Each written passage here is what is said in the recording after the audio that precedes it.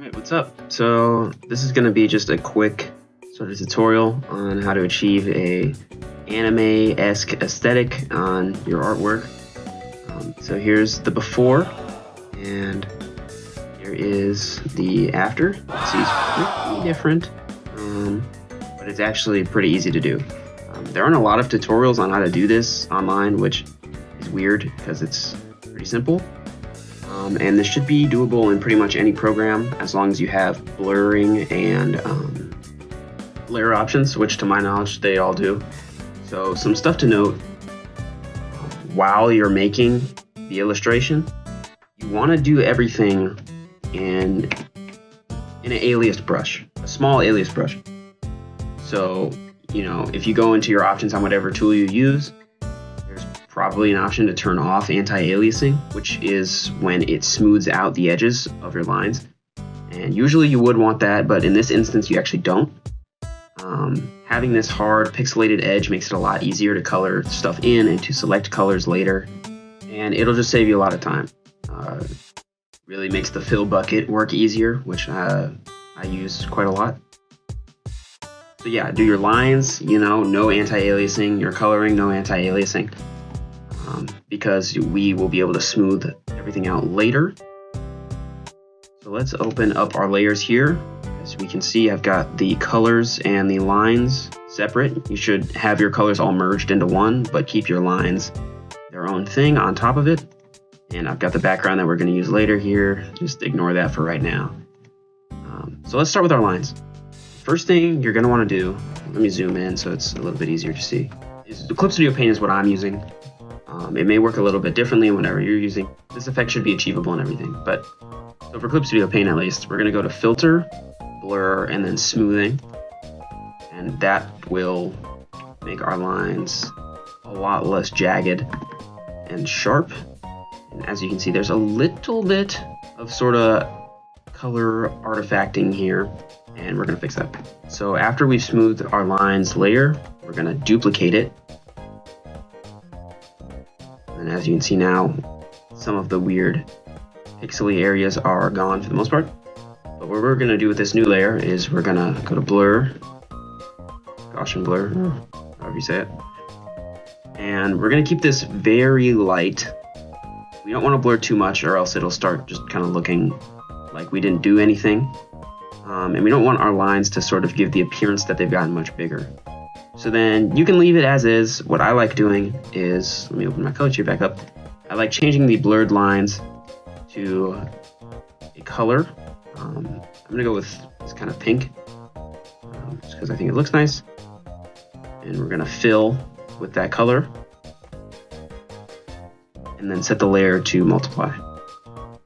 And with lines, that is pretty much all you need to do for this. I'm sure there's some extra stuff you can throw on there if you want to. So on to colors. This is a little bit more complex, but it's still not crazy by any means. Similarly to our lines layer, we're going to do, let's go to Filter, Blur, and Smoothing. So it's pretty subtle, but you just want those pixels out of everything. So after smoothing, duplicate, and we're going to blur however you want. I'm going to do this much. And what's pretty important with this step, as you can see, when we blur the colors, zoom in, they start to go outside of the lines and they give this sort of weird like smudge shadow effect. And this can look cool if it's intentional, but right now it's not. So you're going to make sure this blurred layer is only active within your original base color layer. So the easiest way to do that is to just clip it. And now there are no blurred shadows outside the lines. So for this first duplication, we're going to set it to lighten. As you can see, that's sort of made this glowy effect where the blurriness of the shadows kind of goes in on the edges. Set this to whatever opacity you want. You can always adjust it later. So then we're going to duplicate this lighten layer that we just made. I'll blur it just a little bit more. Can't really see it right now, but it does not matter too much. And we're going to set this layer to soft light. But now this has applied this sort of extra glow that we kind of already got from the lighten, but now it's a bit more depth to it. And for this, you don't want the opacity at 100 or else. Actually, let's see what that looks like. It doesn't look that bad, but I'm not gonna keep it at that. The thing to be aware of, these light layers, it'll brighten your whole image up just a little bit. So I would actually recommend when you're doing that initial coloring, make everything just a little bit darker than you might be imagining for your final, because eventually it's going to turn into something that's a lot more saturated and vibrant. So for our color alterations, that is it. And for this next step, I'm going to turn on the background because we're going to be applying shadows, and it helps to see kind of what the space that you're in is. So this, I just took this generic sky. I blurred around the edges to sort of make it look like it was a camera focusing in. Nothing too crazy with this one. So we're gonna make a new layer, and we're gonna set it to add glow. There are a lot of options with layers. When you're doing light, you could do screen or just regular add as well, but add glow I think makes it just a lot more striking. And with this, the reason I have the background on, you're gonna wanna take note of where your light is coming from in the background. So this sky that I actually had to flip it because it was inconsistent with how I had drawn the shadows on the character, because I didn't have the background in mind when I was drawing it. So just make sure, it can sort of make it look a lot less cohesive if your light sources are clashing, but it's pretty easy to forget.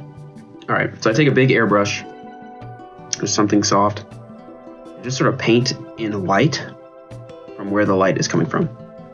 Obviously this looks insane, so we're gonna turn the opacity down. This layer does not need to be very bright if you have it on add and glow. That layer we can just put over the whole thing. And for this next layer, we're gonna do a shadow, but for this, it would actually be better if it was only over the character. You don't have to do it, but I think it kind of looks better for this scene in particular. If you want something more atmospheric, you could totally put the shadow over everything. So I'm gonna take something kind of like that and just paint it in. Just remember, keep in mind where you already placed your shadows and stuff like that. Set that to multiply and turn the opacity down. And I think I'm going to turn the saturation down on that color just a little bit. And after that, that's really all that I would say you should do. You can obviously do a lot more. As you can see in my actual final, I have this sort of aura effect over everything.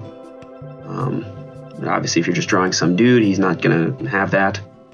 And that's basically it. Like I said, should be doable in pretty much anything and is pretty easy.